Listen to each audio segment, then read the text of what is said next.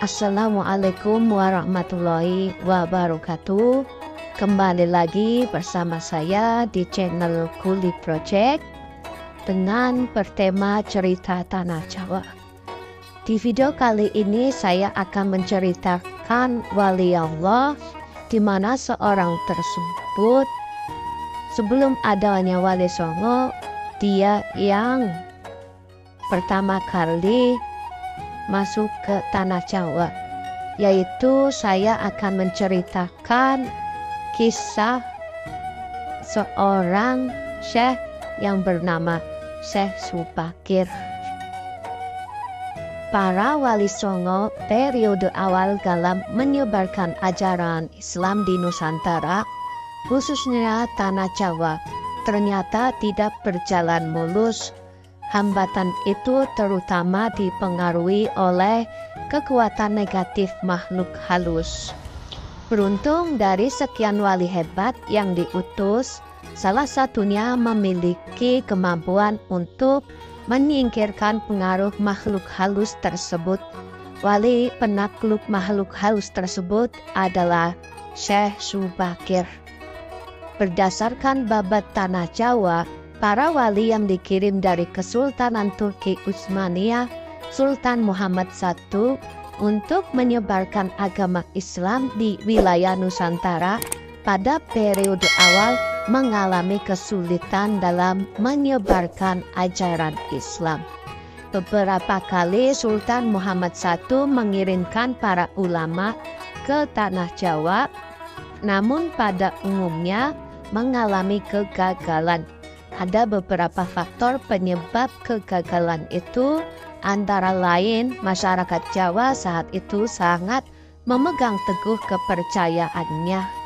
Ajaran Islam hanya menjangkau kelompok kecil karena sebagian besar masih teguh dengan kepercayaan mereka. Belum lagi saat itu Pulau Jawa masih merupakan hutan belantara. Namun penyebab paling utamanya adalah pengaruh makhluk halus dan jin-jin jahat. Para jin, dedemit, dan lelembut tersebut bisa berubah wujud menjadi ombak besar yang mampu menggelamkan kapal berikut penumpangnya, dan menjadi angin puting beliung yang mampu memporak-porandakan apa saja yang berada di depannya. Selain itu, para jin kafir dan bangsa lelembut tersebut juga bisa berubah wujud menjadi hewan buas yang mencelakakan para ulama pendahulu tersebut. Syekh Subakir yang memiliki keahlian dalam bidang ruqyah, ekologi, meteorologi, dan geofisika lalu dikirim ke Tanah Jawa. Misi khusus Syekh Subakir adalah menyingkirkan pengaruh negatif makhluk halus yang menjadi penghalang diterimanya Islam oleh masyarakat Jawa seketika itu. Ada dua versi cerita bagaimana Syekh Subakir menaklukkan kekuatan gaib di Tanah Jawa. Versi pertama disebutkan bahwa untuk menyingkirkan kekuatan makhluk halus, Syekh Subakir membawa batu hitam dari Arab yang telah dirajah. Sampai di Tanah Jawa, batu bernama Rajah Aji Kala Cakra itu dipasang di tengah-tengah Pulau Jawa, yaitu di puncak Gunung Tidar, Magelang. Diletakkan di Gunung Tidar karena tempat ini dipercaya sebagai titik sentral atau pakunya Pulau Jawa. Konon setelah batu itu diletakkan di sana, alam mulai bergejolak. Alam yang tadinya cerah dan sejuk, matahari bersinar terang, damai dengan kicauan burung, tiba-tiba berubah drastis selama 3 hari 3 malam. Cuaca mendadak mendung, angin bergerak cepat, kilat menyambar menimbulkan hujan api, gunung-gunung bergemuruh, tak henti siang malam. Lelembut, setan, siluman lari menyelamatkan diri. Jin peri, Banaspati, kuntilanak, cai langkung, semua hanyut dalam air karena tak kuat menahan panasnya pancaran batu hitam tersebut. Makhluk halus yang masih hidup pun mengungsi ke lautan sebagai jin yang lain. Ada yang mati akibat hawa panas dari tumbal yang dipasang Syekh Subakir.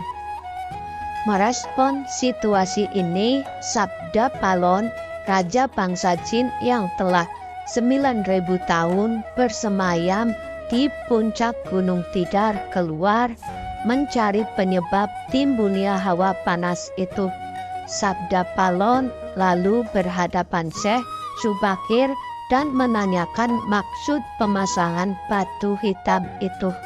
Syekh Subakir menyampaikan bahwa dirinya sengaja memasang batu hitam itu untuk mengusir para jin dan makhluk halus yang menghambat penyebaran ajaran Islam. Keduanya pun berdebatan panjang dan kemudian mengadu kesaktian. Konon pertempuran antara keduanya terjadi selama 40 hari 40 malam. Sabda Palon tak menduga kalau Syekh Subakir sangat tangguh. Sabda Palon akhirnya menawarkan perundingan. Dalam perundingan itu, Sabda Palon mensyaratkan beberapa poin kesepakatan. Antara lain, Syekh Subakir beserta para ulama boleh menyebarkan Islam di tanah Jawa, tetapi tidak boleh dengan cara memaksa. Sabda Palon juga memberi kesempatan kepada orang Islam untuk berkuasa di tanah Jawa. Raja-raja Islam, namun dengan catatan para raja Islam itu jangan sampai meninggalkan adat istiadat dan budaya yang sudah diwariskan turun-temurun. Syarat-syarat itu pun akhirnya disetujui Syekh Subakir. Versi kedua dari cerita ini adalah bahwa untuk membersihkan wilayah Gunung Tidar dari bangsa jin, Syekh Subakir membawa senjata pusaka berupa tombak Kiai Panjang. Tombak sakti penolak bala tersebut ditancapkan tempat di puncak Tidar. Konon begitu ditancapkan, tombak pusaka itu langsung menciptakan hawa panas di Gunung Tidar.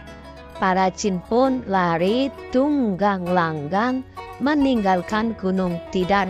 Sebagian pengikut Sabda Palon dari bangsa jin melarikan diri ke timur dan konon hingga sekarang menempati daerah Gunung Merapi yang masih dipercaya sebagian masyarakat sebagai wilayah yang angker.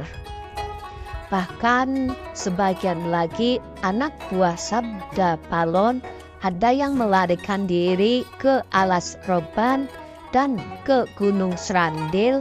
Tombak sakti tersebut saat ini masih dijaga oleh masyarakat dan ditempatkan di puncak Gunung Tidar dengan nama makam tombak Kiai Panjang. Dengan adanya tombak sakti itu, maka amanlah Gunung Tidar dari kekuasaan para jin dan makhluk halus. Setelah kekuatan penghalang disingkirkan, penyebaran Islam oleh Wali Songo periode pertama menjadi lancar. Syekh Subakir menjadi sangat terkenal dan dikagumi di kalangan para pendekar penganut ilmu gaib seketika itu. Karena ketenarannya dan merasa didewakan di tanah Jawa, pada tahun 1462 Masehi, Syekh Subakir pulang ke Persia atau Iran Dia pulang ke Persia agar masyarakat tidak memujanya dan kembali kepada tauhid yang benar. Lagi pula Syekh Subakir harus pulang karena tugasnya untuk membersihkan tanah Jawa dari pengaruh negatif makhluk halus telah selesai. Setelah wafat, posisi Syekh Subakir digantikan oleh wali songo lainnya.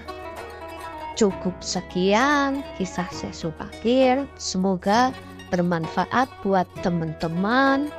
Dukung terus channel saya dengan cara subscribe, like, komen, dan share. Terima kasih. Wassalamualaikum warahmatullahi wabarakatuh.